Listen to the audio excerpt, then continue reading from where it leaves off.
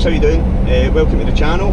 This is the first video with myself actually talking in the videos, so I feel like a bit of an idiot to say the least. But I just figured get it here and done with, do the first one, once it's out there then can I take it back basically, and everyone after it's easier. So we're currently heading away for the weekend, it's me and my nephew. Don't really have any set plan to be honest with you. Going to be heading in Glencoe sort of direction. I'm just going to see what the weekend takes for us, depending on the weather, depending on what we fancy doing. We might go up a hill, we might just go about and take some photos. I've got my spearfishing stuff with me as well, so we'll just see what happens, and I'll take you along with me, try and edit this together. Don't even know if this will make the cut, I might be too embarrassed by the time it actually gets back to watching it back on the laptop. But we'll see where it goes, so come with us and we'll see what happens.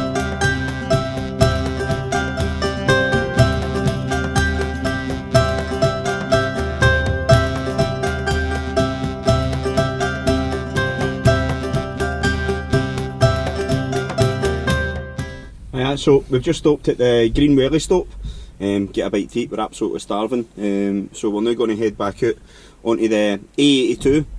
The A82 is probably one of the most scenic roads in Scotland, so it's going to take us up through Rannochmoor and Glencoe.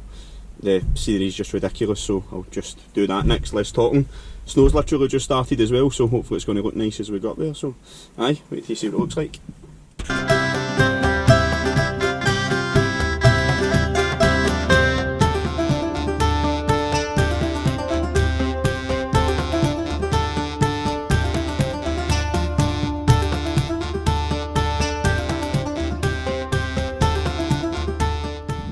Just pulled up at the King's House Hotel. I was wanting to come and show my nephew the red deer. There's usually loads of red deer that just hang about the hotel. They're wild, but they've been tamed with just tourists turning up basically and feeding them stuff, which I don't really think you're supposed to do, to be honest, but it's pretty cool. So there's none here. This is the first time I've ever been here and there hasn't been any, so I'll stick a photo in if I know how to do it. You can kind of see what I mean, but it's usually quite impressive that you can get up quite close to them. But it's an unbelievable place, right? Because you've got this view of Buccleuch Moor, which I probably absolutely murdered the pronunciation of, to be honest with you. But it's my favourite hill in Scotland. It's amazing in all weathers, especially with a wee bit of snow and stuff on it now. And that's the actual hotel itself. But bit of a gutter, no idea. The deer are literally usually just right here. So strange one. But anyway, that's the King's House Hotel. Maybe try and see if they're here on the way back.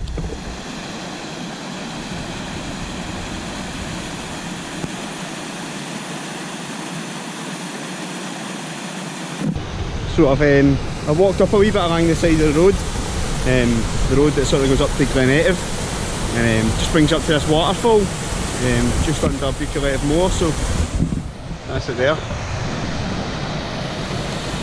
Unbelievable.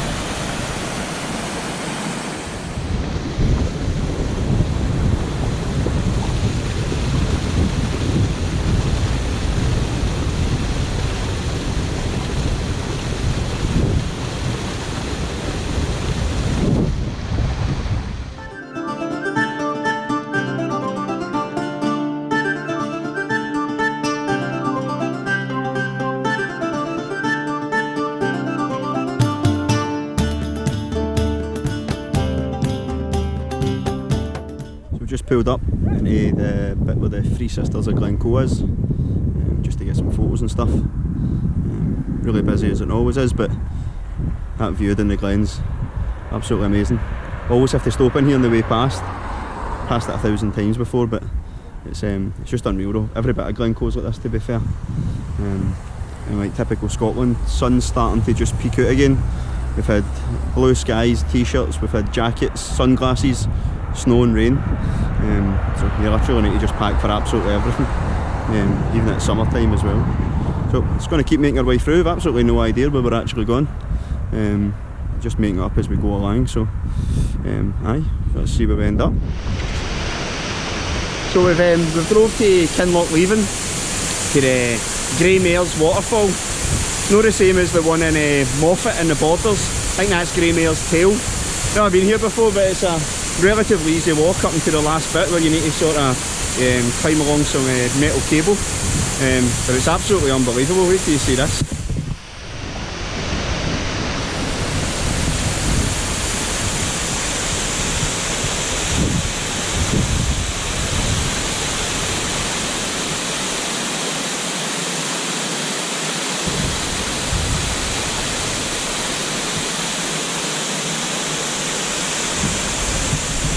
The water's so green as well, like I don't know if it's coming across on the camera, but it's bright green. We were actually just talking, me and my nephew, we've come up, it would be pretty decent to go in there for a wee dip, especially in the summer. It would be amazing. And then he points out to me that here in the corner, that's actually a dead deer that's floating about. So it just goes to show you, like if you're up here and you think it's fresh to drink the water and stuff, you need to be really careful what you're doing.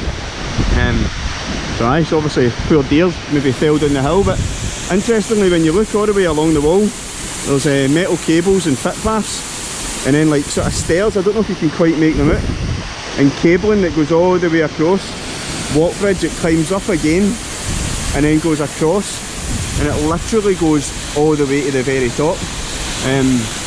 I'm presuming that you would have to be clipped in and like an actual rock climber to know what you're doing, but that's it's an absolute no for me, to be honest with you.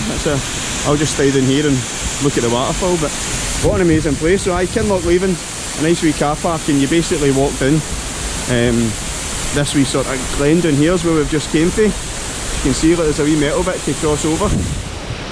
But aye, definitely worth a visit. Just be very careful with what you're doing, and I would imagine if it's been a really bad rainstorm, it's an absolute no-go to come here, because you see the size of these trees and stuff that have all come down. I presume they've all just been washed down for the tap there, so I'd imagine it could be pretty dangerous. But a nice sort of dry day, or if it's been dry, definitely worth coming to visit. So I'm not entirely sure where we're going next. I say we're just kind of making this up. We're going to just go a wee bit of look about and see what we can see. Maybe find somewhere to park up for the night, get a bite to eat, and just see what tomorrow brings. Not entirely sure. As I said, I've got my spearfishing stuff as well. I'd quite like to get a dive. I've not been diving for last year, but again there's not going to be many fishing stuff about, so we'll just go and take a wee wander and see where we end up.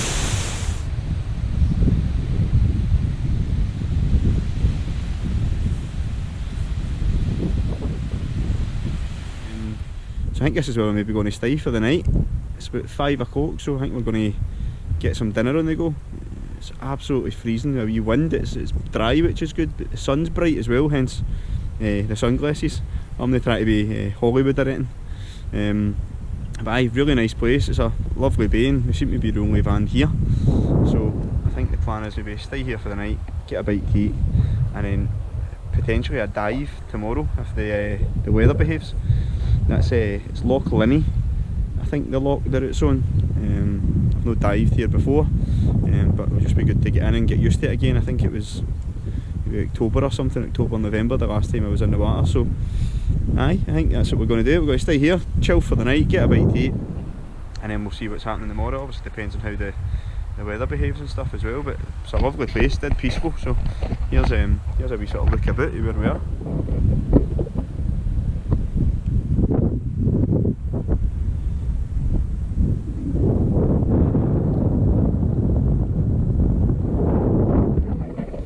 So aye, that seems to be the plan. We'll see how it goes. Might check back in later on, might not, might be tomorrow, so see what happens.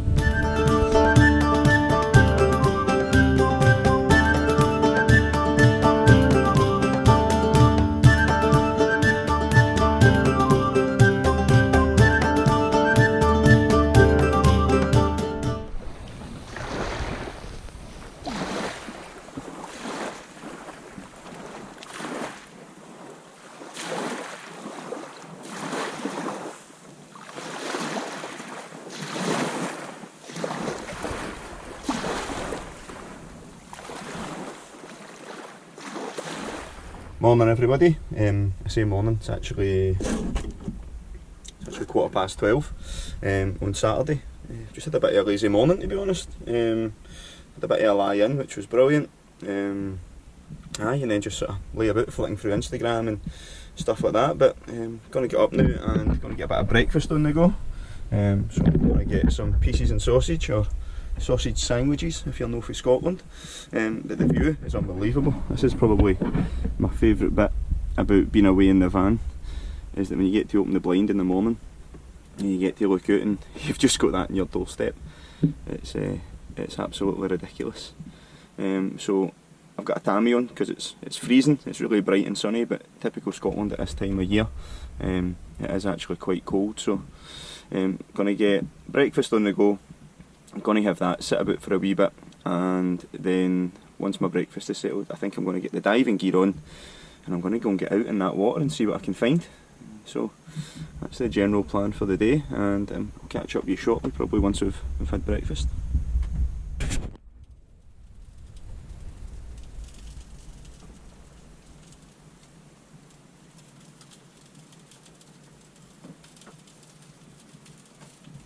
So we've had breakfast now, and I'm just going to let it settle.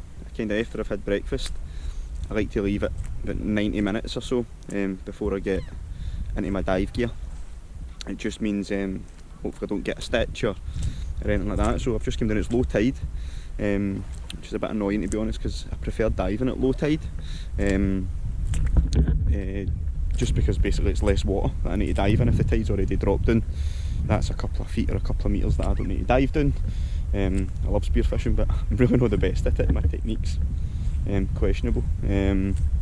So I just usually makes it a wee bit easier, but it's fine anyway. So what I like to do is at low tide come down and just sort of look about the foreshore just to see what I can find, because usually what you can find here will give you an indication of what you can find out there.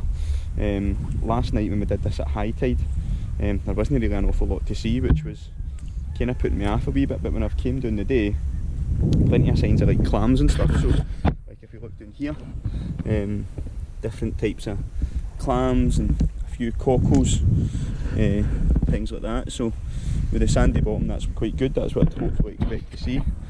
So hopefully when I get in, I can find a few more of them. You can see there's lots of them sort of littered about. These are all dead obviously, seagulls or whatever else they've already got to them. So aye, hopefully that's a decent sign for when I get in. So aye, just going to chill now and enjoy that. I mean, look at that, it's just unbelievable. Flat calm, blue sky, sun shining.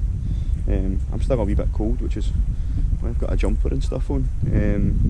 My nephew's cutting about in just a t-shirt. He says he's absolutely fine, so it is definitely warming up though. So aye, hopefully the day stays like this, and we're going to just make the rest of it up as we go along. We might just stay again here the night. That's the beauty of having the van, you can just make it up as you go along basically. I've just stumbled across this, which is something I was hoping to see, which is a razor clam shell. I love razor clams, but they're quite hard to get. Normally you need to wait until like a super low tide and come down to like the sort of low water mark and look for like a wee sort of islet in the sand, and you sprinkle some salt in, and then when you do that they spout out their water and then they come up because they don't like how salty it is basically. Never had any success with it, which is absolutely murder. And then if you go diving in the water, you can do the same technique under the water. I was up at Skye last year and I seen loads of holes. I knew that it was razor clams, but typically I didn't have any salt with me. There's a knife technique that you can use. Tried that. I was horrendous at it, but you're maybe 15 metres, 20 metres below the water, so trying to coordinate that's pretty tough to be fair. So aye, no joy. So maybe I've got salt with me today. I'm now just trying to think if I've actually got a bottle with me to. So you need like a sports cap bottle to sort of squish it down. So I'll see if I've got one of them. Maybe give that a wee go as well. Another thing I've noticed as well is one of my favourite things for the foreshore is these. We call them whelks. I think they're technically periwinkles. I have always eaten these. My granda, who would sort of show me how to pick them and how to gather mussels and stuff. You just gather big buckets of them, there's loads of them, so maybe just to pass the time actually I'll go and get a wee bag. I'll pick a load of them, and at the very least, if I'm hopeless at spearfishing, which I usually am, then I'll be able to have a load of whelks the night when we're sitting chilling. So aye, that's what I'll go and do. I'll go and grab some rain. I'll catch up with you shortly and let you know. So I'm just out. I'm back and get a wee bag and I'm picking some of the walks that I showed you. So I was just walking along, and normally you sort of head down looking at the ground trying to find them. I just raised my head up because I'm coming up to like a bit of a wall, and I've just noticed there's a flock, would you call it? A wee tiny birds. I presume they're this year's young. I don't know if this is early, I'm not really entirely sure. I don't really know what type of birds they are either, to be honest. They're really hard to spot. I don't know if you can see here, this big stone right here. There's loads of them, like, I don't know, maybe 8 or something. What I'll do is I'll move a wee bit closer so that they hopefully move, so you see, but I also don't want to disturb them, so I'll kind of try and go running out their way, but just keep an eye on that boulder here. See them? They've got wee orange legs, sort of look like white underbellies, and darker tops. There is 2, 4, 6, aye, there's 8. They're obviously doing a good job of hiding, because I genuinely never noticed until I started to look up. They're staying so quiet. So I am out there that knows, oh, there's another one. I think there's actually 9. MD that knows what these are, then drop me a message and let me know. I've absolutely no clue. I'm pretty decent with some sort of bird ID, but these I genuinely don't know, so I don't want to disturb them. They obviously don't like me being here, so I'm going to just let them go that way and I'll go this way. But again, that's one of the things above, like when I'm out here doing this, literally just grabbing a wee bag, trying to get some walks, and you can see just all sorts of mad stuff. I mean, I've done this before and nearly walked up to within like 20 feet of a sea eagle, which is like the biggest bird of prey in the country. Massive thing just taking off. In front of you, you'll see herons, you'll see different types of ducks and stuff, so even if you're not actually into the foraging, it's definitely worthwhile just getting yourself out and about and doing. When I'm picking these walks, I've got a decent wee amount. That might actually seem like quite a lot, but there's just thousands of them. What I'm doing is basically, as you've seen the one that was on the rock earlier on in the video, I'm just keeping my eyes out. But the beauty is, normally when you notice one and you bend down to get it, you often then notice a handful of them as well, so you tend to get a couple in the one spot. I kind of try to have a rule of, if there's 2, I'll take 1, try and take the biggest one. Only ever take what you need, know what you can get, and generally that keeps it sort of sustainable. I mean, me just picking myself, even if I did pick literally every one for myself, I'm probably not going to do it too much harm, but aye, I kind of try and stick to that rule. Aye, in that way they'll always be there, hopefully, when you need them. So I'm just going to show you again the difference. So I'm now up at this big rock, and this one's sat here on the rock, pretty clear to see because they go quite grey, but sometimes you'll be walking along and if you're looking down here, if the water's just recently been out and if they've been wet, they're quite a bit harder to spot, because when they're wet on the rocks they're quite a bit darker, so when they're then sat against it or against a darker rock, they can just look like a wee pebble. So aye, just worthwhile keeping your eyes peeled. I'm just trying to see if I can see the wee birds again, but I have no doubt they're probably right in front of me, but their camouflage is probably just really good. Anyway, right. So again, I've just turned there a bit of seaweed and there's a wee walk in here, but also there is a wee tiny fish. Oh.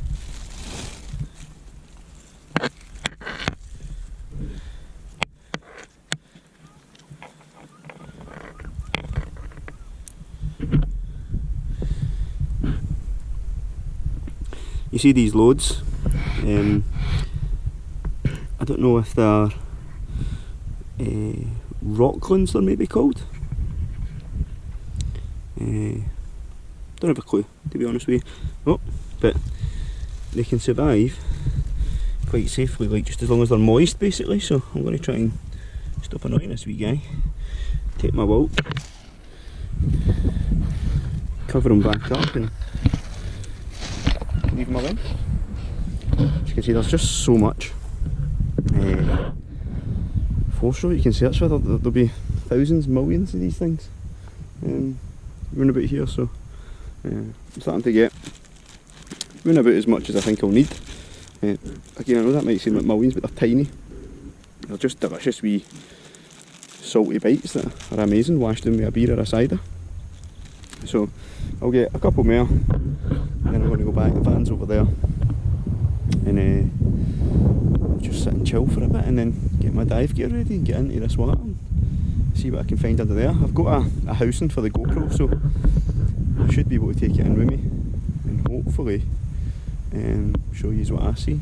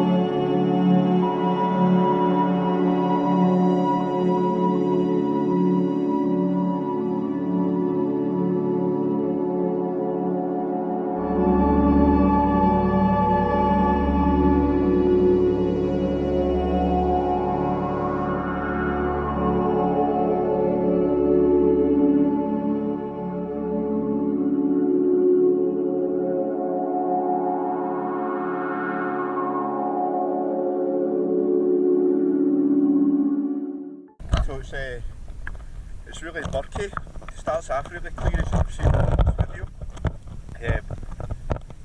but there's just a lot of sort of, we call it bulkiness, but like plankton and stuff in the water that you can't really even see the bottom for the top, so you need to dive down, take a look about, see what you can see, and hopefully there's stuff there. Definitely rusty. That was just my first wee sort of tester dive. Start to build up to there, so let's see what we can see.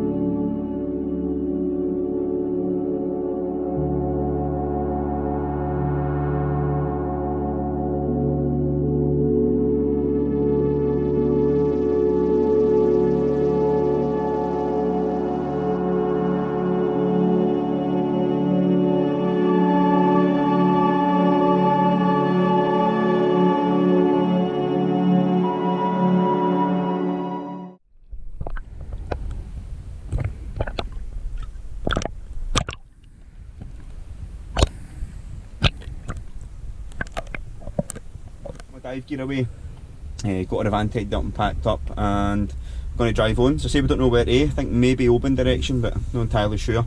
We'll leave here and just see what we can see in the way out, so I'll let you know where we are when we're there. So we've ended up in Oban, come here quite a lot actually, so just parked up here. It's actually quite a nice night. It's a wee bit cold again. The plan is we're going to have a bite to eat, and then just see what we want to do, basically. It's a lovely night. There's a big Calmac ferry about to go out to the islands. Gateway to the Isles they call Oban, because obviously so many ferries leave to go out to the Hebrides and things like that as well. Been to this bit before. I've actually been quite lucky to see a wee otter sort of coming in here and eating crabs and stuff, so we'll see how we go, but it seems like a really nice night up here. Yeah, so we've had dinner in the van. We're going to do anything else tonight, to be honest with you. We're going to just sit and chill. Sunset's absolutely amazing, so I'm going to just relax all the night, maybe stick on a film. We've got a wee walk about and stuff tomorrow, so catch up here in.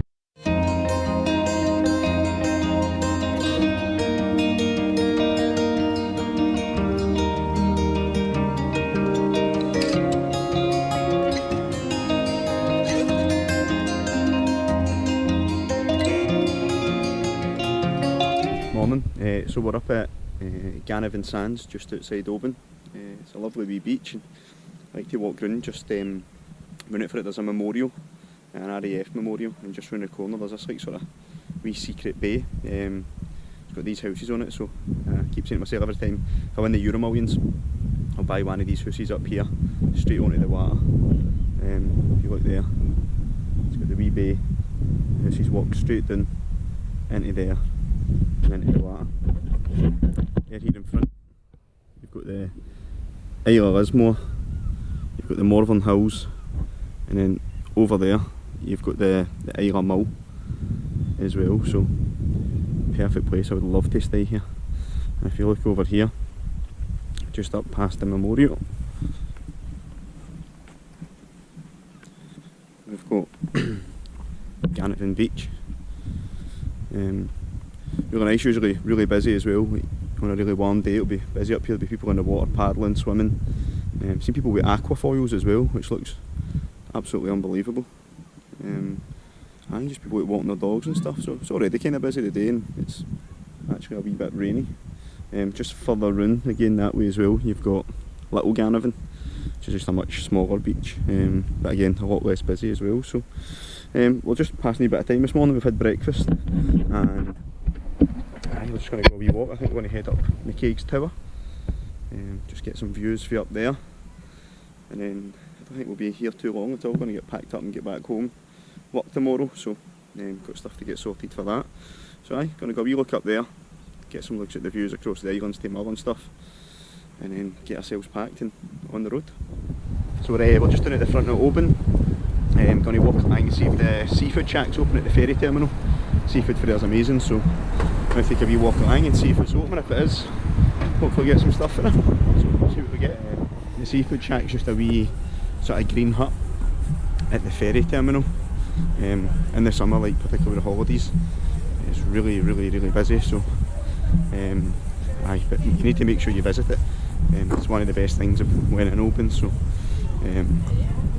make sure you come. And this is it here.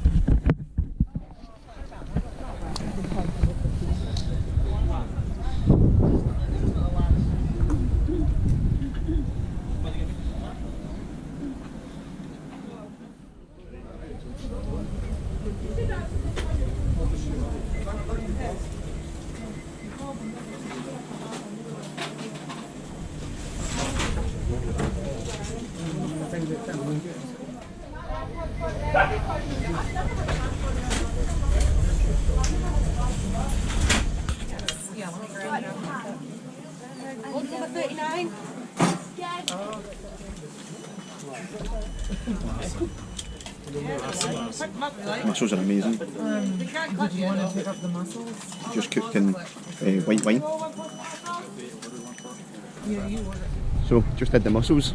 Brilliant. It was kind of laugh. They're steamed in lambrini and shallots, but they taste amazing. So make sure if you're in Oban, you need to come to the seafood shack. It's brilliant, as I said, and in the summer it's absolutely mobbed, and quite rightly so. So we're just down at the harbour now. Going to head up to McCaig's Tower, get a wee look about, and then I think we're just going to head home. So I'll show you. This is the harbour.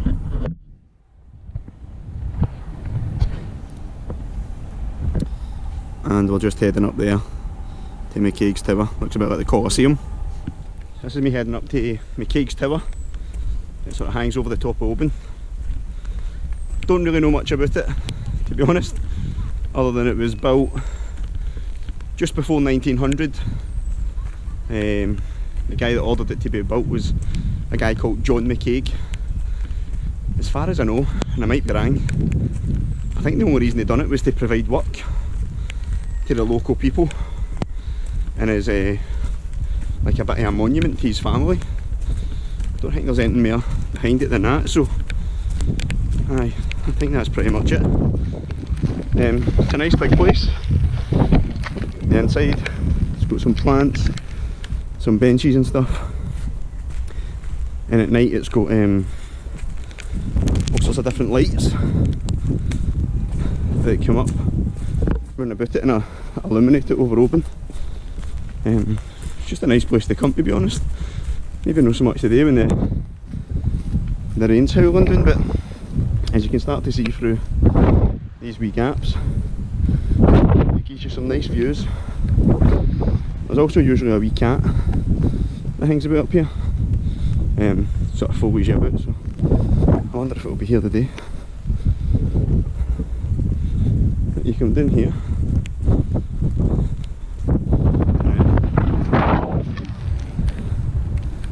and I've got the place to myself, and I can't see a cat. Cat's probably got more sense than me with the rain. I'm going to give the camera a wee wipe in. Up at the top it's got this handy board which shows you what you can expect to see: the Northern Hills, the Isle of Lismore Lighthouse which sort of pokes out into the water, Duart Castle which is on the Isle of Mull, Hutchison's Monument which is on the wee Isle of Kerrera in front of you, and the Isle of Mull. So you can see Oban, the ferry terminal. Just down at the ferry terminals where we were resetting the seafood shack. Got the Isle of Kerrera in front of you, and then over here that is Lismore, you can see pointing out. Don't know if you can see the ferry in the very distance, but just behind that's the lighthouse that it shows you. And then the big place in the back is the Isle of Mull, and a clear day obviously when it's not raining you can see much more, but you can see the ferry making its way back through there, so that's just a nice place to come up and get a couple of views. But it's raining, so it's not a very nice place to stay up, so I'm not going to stay very long. I'm going to get heading back down, but again, if you're in Oban, make sure you definitely come up and get a look, even if it is raining, to be fair. So that's it. One more thing, if you do come here, make sure you walk round the sides when you come in, either side. Don't walk over the tap, which looks like the quickest route. It's actually an path down, and it's this muddy hill, and it gets really muddy with the rain. The last time I was up here, there was a guy just through the door, and he was absolutely caked in mud, and you could quite clearly see, like a cartoon, two big sliding footprints coming down where the poor guy had slid down and landed face first in the mud. So aye, that's another top tip: stick to round the side and you should be alright. I think the plan is now we're going to get back in the van. It's a Sunday, so I need to get back home to reality, back home for work, get my stuff sorted, my lunches for during the week. So I think a wee quick stop at Tesco, and then probably the next thing you'll see is maybe just a wee bit of driving home, the views on the way down the road if we can get any. So aye, this is my first video with me talking, as I said at the beginning. Pretty self-conscious about it, to be honest, particularly in public where there's places about. I feel like a bit of an arse, quite frankly, and it's a bit already, as I said, which is embarrassing. But that's what it is. I like these videos, I like watching them, so I figure if I'm away all the time, then if I like watching them, other people might like watching them as well. And if nobody watches them, then there's nothing to be embarrassed about because nobody's seen it in the first place. So I'll hopefully be doing more of them. Aye, all the usual YouTube patter. Make sure you like and subscribe. Apparently it helps, I don't have a clue. But aye, do that, and I'll see you on the next one, whenever that is. Thanks very much.